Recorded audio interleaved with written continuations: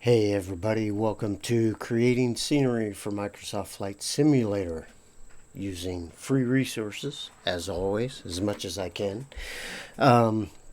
Today, you guys let me know in the comments. I'm gonna do a series, just a short series, if I can. And you guys know me with when I say short, I don't mean short.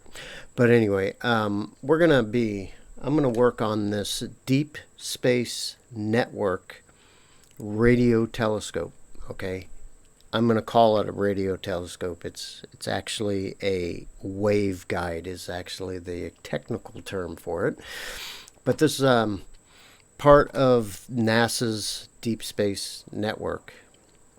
There is a facility outside of Barstow, California, and that's the one that I'm working on right now, but they also have one outside of Madrid, Spain, and another one outside Canberra, Australia, and I will be adding those as well because they use the exact same equipment. All right, so the first radio telescope I'm working on, and I've posted some pictures of me doing some texture testing for the dish itself, but I need to make a lot more modifications to it. But let me know in the comments if you want me to continue this. Now, I'm not going to show you a lot of all the modeling that I'm doing. I'll do some modeling ahead and talk about it a little bit. But the big thing that we'll get into in a few future episodes or whatever is I'm going to animate it. All right, I'm going to animate it by rotating it on the azimuth, okay, which is around the base, okay, and then I'm also going to animate it tilting. So in the simulator, it's going to rotate on the azimuth, and it's also going to point the dish. All right, and so you can keep up on that future update of the video on doing that. This video, I'm just going to kind of introduce this project. I'll show you the complex. In Google Earth, this is Google Earth Pro, where I do my measuring and stuff. If you type in Goldstone, California, that's going to take you to the general location. In the sim, this will also include a small airport update, okay? And the airport is 00 Charlie Alpha, and that's just this small private airstrip. It's not open to the public, but obviously in the sim we can fly anywhere we want.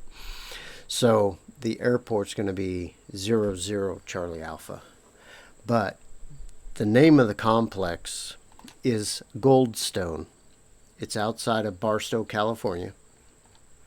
I got to figure out where Barstow, California is. There's Barstow, California right here. All right, so you come up Interstate 15 to get on Interstate 40 that takes you across the Mojave Desert. Plus you got Interstate 15 that continues toward Vegas, I believe. All right, so you got Goldstone just a little bit north of Barstow, California. And again, the airstrip, 00 Charlie Alpha. And then you have a couple complexes. Oh, actually, I was pointing at the wrong one. This is not the airport. This is the airport. Sorry. All right, so it's just a single airstrip. And you have a couple complexes. One is called Apollo, and Apollo has four 34-meter telescopes, and I believe it has a 10-meter telescope as well. And when I say telescope, I don't mean like the Hubble telescope or anything. These are radio antennas, basically. They built this for communicating with space vehicles. There's 3 of them that work in tandem, so there's continuous coverage around the Earth for as the Earth rotates. Spacecraft still have contact with mission control. It's the primary use of these networks. The reason I'm adding is because the simulator has really generic buildings. Anyway, I'm working on these 34 meter antennas. So there's an Apollo complex, and just north of the airport there is a Mars complex. I gotta see if I can find it. They call it Mars. Oh, there it is. Is it? Oh, okay. There's another 10 meter, but there is a bigger. Oh, it's up here. I'm sorry. And then there's another 34 meter telescope right here. So this is the first one that I'm working on. Like I said, I'm making all of them because pretty much all of them they're the same. There's some subtle differences in the base. All right, so that's what I'm setting up. So outside Barstool, California. All right, now this model originally is a 3D printed model. And if I want to show you, so it's just some 3D printed pieces. Okay, it has the elevation part that tilts the telescope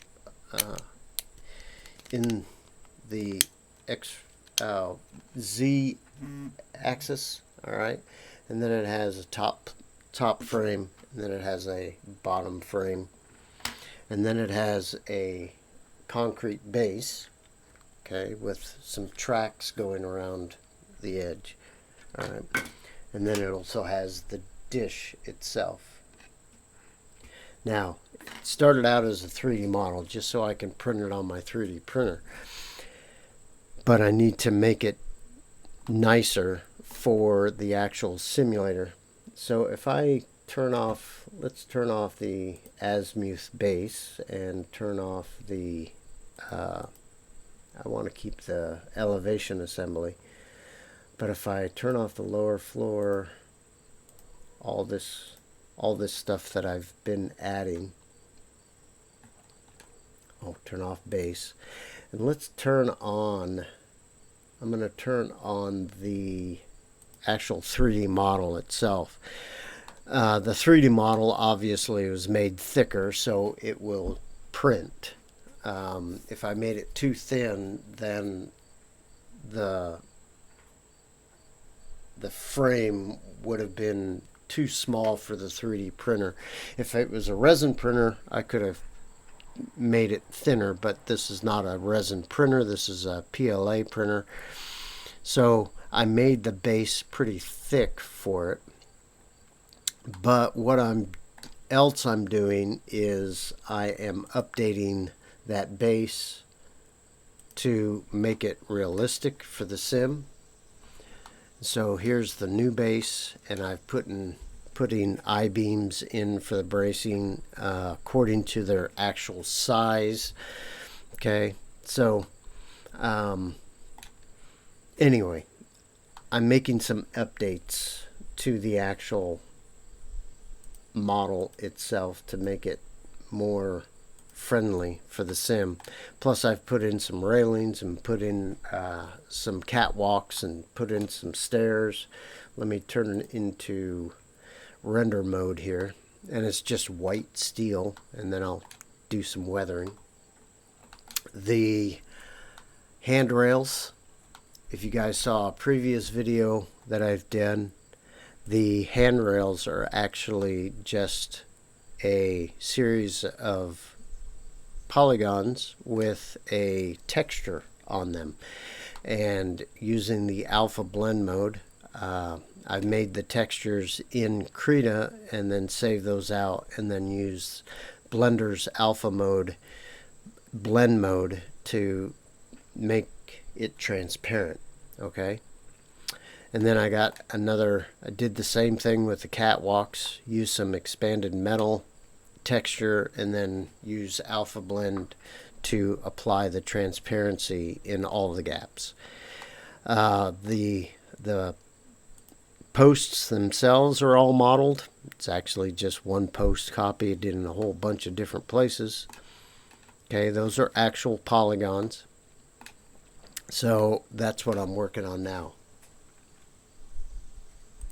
A couple other updates that I'm going to be working on.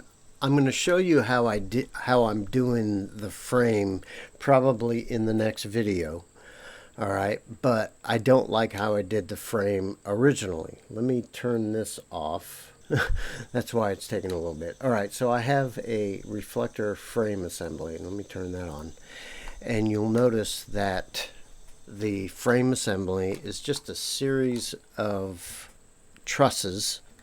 And I made a mistake on it in two different ways. First of all, when I did my radial array, it doubled them.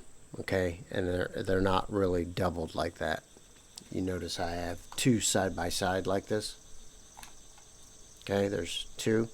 So that was an error. So I got some doubles in there. I'm going to get rid of that. Well, I'm totally redoing the frame itself, because if you look at each one of the members, it's just a series of Fink trusses, and they're parallel to one another. It's the same width all the way down. But if I open up the prototype images that I'm working on,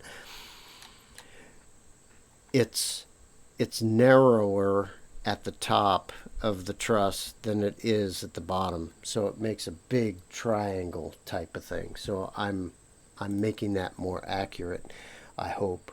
Let's look at another image. You can see how wide it is at the base, and then they kind of get narrow as they go up.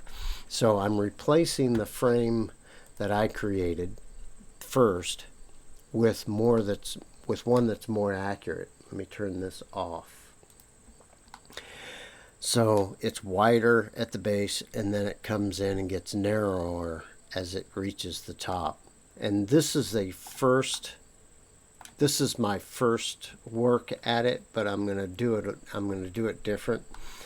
If we look at the prototype, there is a Fink truss, this triangular looking truss, every 20 degrees, all right, of the 360 that goes around the reflector, the primary reflector. And then every 20 degrees offset, 10 degrees off of those, is this one frame that's up against the dish. And then there are a bunch of cross beams that go from the Fink truss to the single I-beam truss. So it makes a kind of a V shape here, and it goes all the way down the telescope. And then there's some piping that goes straight across. So I'm updating my 3D model to be ready for the sim. I've also worked on the quad pod right here that actually holds the secondary reflector up on top. And I've done some modeling with that. These trusses there's single I-beams that make up the primary legs, and then there are a series of cross members that make this, and these are two-dimensional. They don't have a thickness, because I don't want to increase the number of polygons for the scenery as much as I can. All right, but there is some webbing in the legs. Obviously, flying in an airplane over it, you don't have to have, you're going to be this far away most of the time. But I will have this will be levels of detail. So level 00 will be it will show the screen and all that kind of stuff, but the further out you get, each disc and all that will be more opaque than they are in this screen. When I brought this into the sim originally, the shield itself, I mean the primary reflector itself, looked too transparent, so I'm working on that as well. So in the upcoming videos, I'm going to show you how I make this frame that goes around the dish, and then I'm going to show you any updates that I do to the counterweight system, and then I'm going to show you how I animate this. So I hope you'll find something useful in the upcoming videos, and I would appreciate your sub, and please hit the notification bell for upcoming videos on this. If you guys feel inclined to help support me in what I'm doing on this channel, you can buymeacoffee.com/myphysicalworld. So I hope you'll like this. If not, tell me I'm wasting my time. I'm going to make it regardless, but whether I make it on video or not, that's up to you. Hey, you guys have a great week, and I will see you on the next video. See you guys later.